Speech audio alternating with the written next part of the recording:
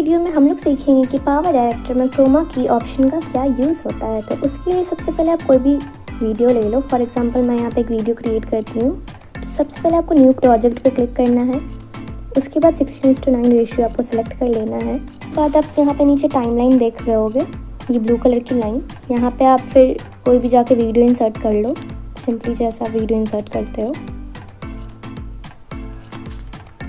Now इसके बाद तो लेफ्ट साइड में आपको ऑप्शन दिख रहा होगा, तीनों ऑप्शन। आपको थर्ड वाले ऑप्शन पे क्लिक कर लेना है। उसके बाद आपको वीडियो पे टैप करना है। उसके बाद आपको कोई भी ग्रीन स्क्रीन वाली वीडियो ऐड कर लेनी है जिसके पीछे बैकग्राउंड में ग्रीन स्क्रीन हो। एग्जांपल मैंने यहाँ पे सब्सक्राइब वाला एनिमेटेड बटन ऐड किया है जिसके पीछे ग्रीन स्क्रीन। इसके बाद आपको नीचे पेंसिल वाले आइकन पे क्लिक करना है। आपको राइट की ओर स्लाइड करना है, फिर आपको मिलेगा क्रोमा की का ऑप्शन। ये रहा क्रोमा की का ऑप्शन, कुछ इस तरीके का दिखता है ये।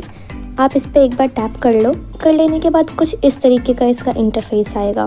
जैसे आप इस पर टैप करो तो कुछ इस तरीके का आइकन ये शो होगा। फिर आप जा करके इसके ग्रीन स्क्रीन पे कहीं भी टच कर दो एक बार, तो ये कुछ इस तरीके से होगा। इसके नीचे कलर रेंज और डी नॉइस पे जा करके आप इसे एडजस्ट कर सकते हो कि ये अच्छे से दिखे प्रॉपर क्लियरली। अब आप देख पाओगे कि इसके पीछे का बैकग्राउंड हट गया है।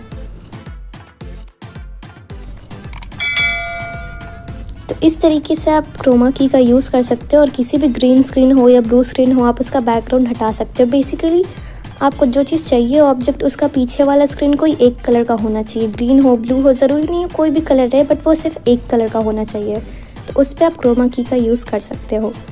सो अगर आपको मेरी वीडियो हेल्पफुल लगी हो तो कमेंट करके ज़रूर बताना। अगर आप मेरे चैनल पर न्यू हो तो मेरे चैनल को जल्दी से जाकर सब्सक्राइब कर दो और पास में दिए गए बेल आइकन को हिट करना ना भूलना। So thanks for watching.